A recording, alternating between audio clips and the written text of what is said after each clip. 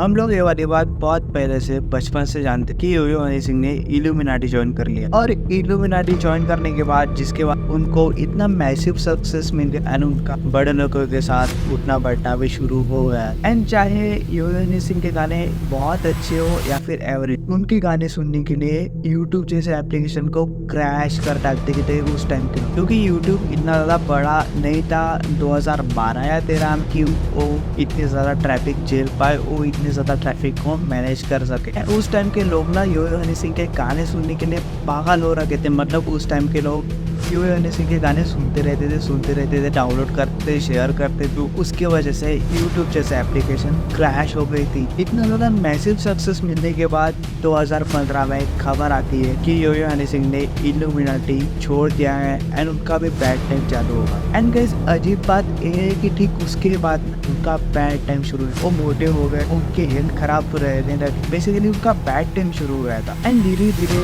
वो इंडस्ट्री से गायब होने लगे एंड बादशाह ने उनको ओवरटेक कर लिया एक्सेट्रा। गाइस ये सारी बातें ना कभी कभी सच भी लगती है, क्योंकि जिस तरह का मैसिव फेम 2012 से लेकर 2015 तक हनी बाजी के पास था, वैसा मैसिव फेम आज तक म्यूजिक इंडस्ट्री में ना ही किसी को मिला था एंड ना ही किसी को मिला है। तो क्या सीरियसली इल्यूमिनाटी ज्वाइन करने के बाद आपको बहुत ज़्यादा पैसा और फेम मिलेगा? तो क्या सीरियसली इल्यूमिनाटी ये जो रिलीजन है इसमें आपको एक शैतान की पूजा करनी पड़ती है? तो क्या सीरियसली ये इल्यूमिनाटी कम्युनिटी पूरे देश को कंट्रोल कर रही है, पूरे देश के ऊपर राज कर रही है? ऐसे ही कुछ सवालों के जवाब ना मैं आज की इस वाले वीडियो में तुम लोग को देने वाला हूँ। So what's up people, it's your boy Chinmay, welcome back to my new horror video. तभी रिसेंटली ना कुछ समय पहले यूट्यूब पे हनी पाजी का पॉडकास्ट आता है जिसमें कि इंटरव्यूअर पूछता है कि आप किसी सीटनिंग चर्च में गए हो? एंड तभी यो यो हनी सिंह ने बिना डरे बिना हिचकिचाए क्लियरली इंटरव्यू को ये बताया था कि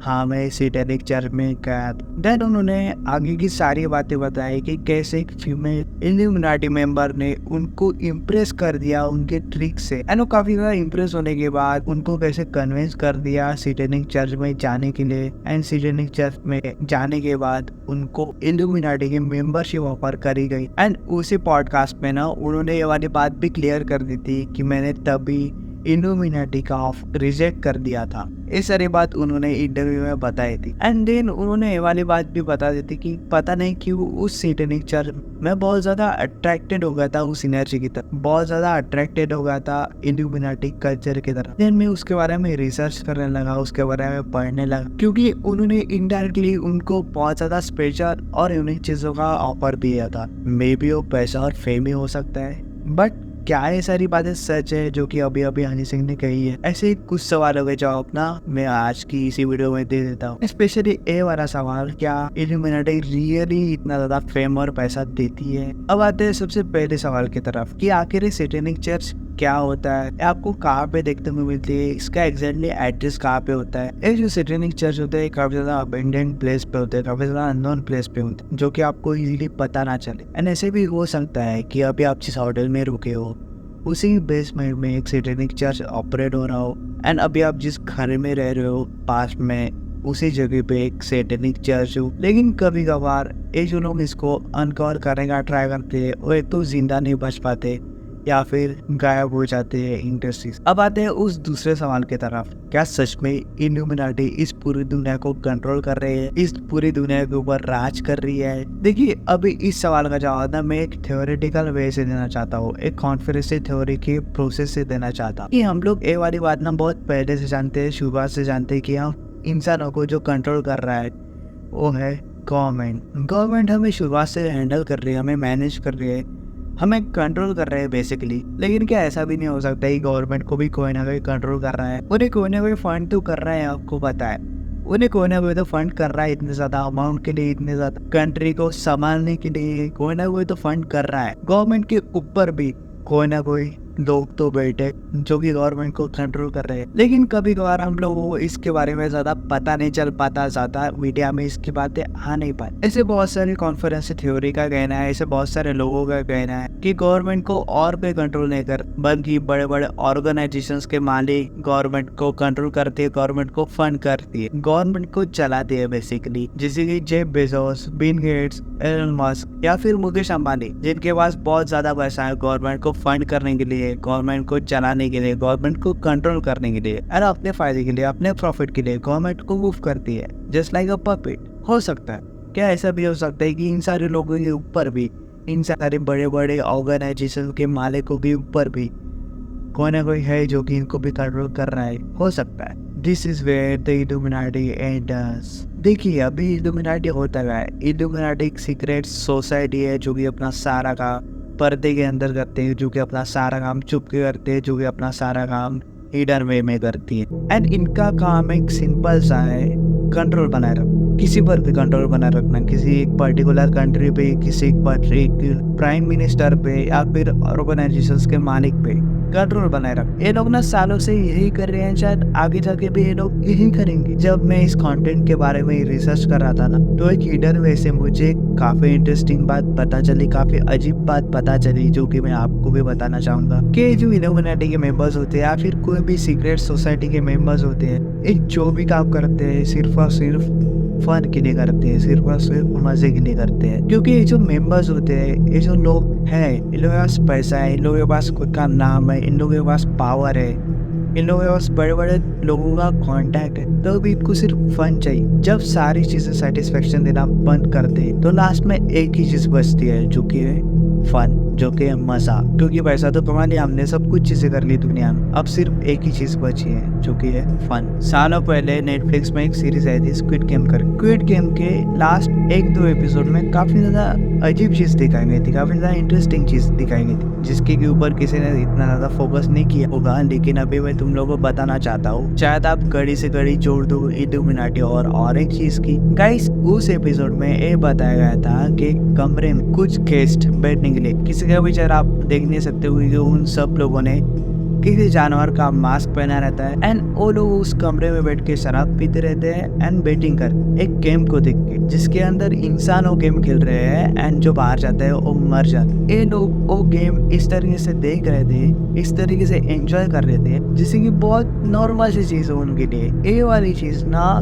किसी गेम में किसी इंसान का मर जाना, ये वाली चीज उनको खुश कर रही थी, उनको सेटिस्फेक्शन दे रही थी, उनको एंजॉय करा रही। एंड यही चीज इल्यूमिनाटी शुरुआत से करते हैं हमारे साथ। उनको कोई फर्क नहीं पड़ता कोई इंसान मरे या कोई इंसान जी, वो जो कुछ भी करेंगे वो सिर्फ अपने फन के लिए करेंगे, अपने मजे के लिए करेंगे, जो कि उस गेम में भी दिखाया था। लेकिन ये वाली बात ना सीधे सीधे कॉन्स्पिरेसी थ्योरी है, थ्योरेटिकल में। लेकिन अब इसके कड़ी से कड़ी जोड़ना चाहते हो तो अपने दुनिया में होने वाले हादसों के साथ इन्हें जोड़ सकते। जैसे कि बहुत सारे वॉर्स होते हैं जो कि किसी को पता के लिए होते हैं, बस हो जाते। जैसे कि कोरोना वायरस था। कोरोना वायरस तो मुझे आज तक लगता है कि ये प्री प्लान चीज थी, क्योंकि तुम लोग एक चीज नोटिस, हमारे कंट्री में या जिस भी कंट्री में लॉकडाउन अनाउंस हुआ था, जिस भी कंट्री में लॉकडाउन लगा था, पहली बार लॉकडाउन लगा था, उसके पहले दिन से मेडिकल्स में मास्क अवेलेबल थे, मेडिकल्स में सैनिटाइजर्स अवेलेबल थे, थर्मामीटर्स अवेलेबल थे, और वो भी बल्क में। और अजीब बात तो ये है कि जो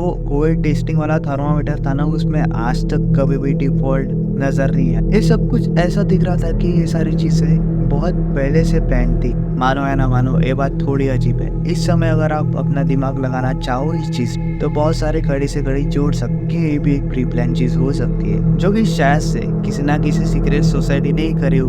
अब आते हैं उस तीसरे सवाल की तरफ, जो कि हर कोई जानना चाहता कि क्या सच में इल्यूमिनाटी बहुत ज्यादा पैसा और फेम देती है उन लोगों को जो भी उनके मेंबर्स बनते हैं? इसका सीधा सीधा जवाब है हाँ भी और ना भी। लेकिन एक मिनट में आपका पहले क्लियर करना चाहता हूँ कि ऐसे ही कोई भी उठ के कोई भी इंसान इल्यूमिनाटी इजीली ज्वाइन नहीं कर सकता। अगर आपको इल्यूमिनाटी ज्वाइन करना है तो आपको पहले से बहुत ज्यादा फेमस होना चाहिए। आपका इन्फ्लुएंस लोगों के ऊपर बहुत ही ज्यादा हार्श और बहुत ही अच्छे से होना चाहिए कि मतलब इंसानों को जो भी बोले हम मानने के लिए रेडी है। जैसे कि एक टाइप पे माइकल जैक्सन का, माइकल जैक्सन जब भी वे स्टेज पे आते थे तो लोग उनके गाने सुनने के लिए पागल हो जाते थे। जैसे कि एक टाइम पे योयो हनी सिंह का था, 2012 से लेकर 2015 तक लोग योयो हनी सिंह के गाने सुनने के लिए यूट्यूब जैसे एप्लीकेशन को क्रैश कर डालते थे। इन सारी चीजों का मतलब होना चाहिए कि आप लोगों का इन्फ्लुएंस बहुत ज्यादा टाइट होना चाहिए इस पूरी दुनिया, तभी जाके इल्यूमिनाटी आपको मेंबरशिप ऑफर करती है। एक बहुत बड़ी कॉन्फ्रेंस थ्योरी भी पैसे और फेम को भी दे कि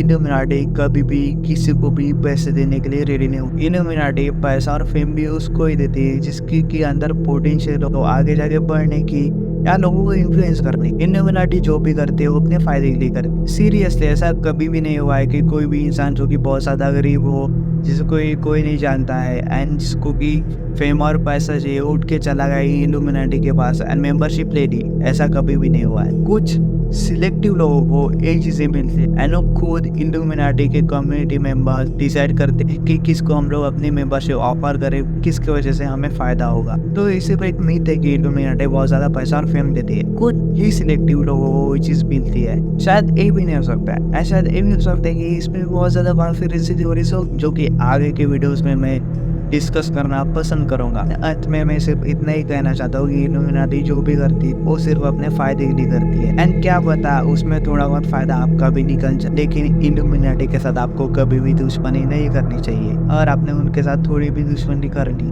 तो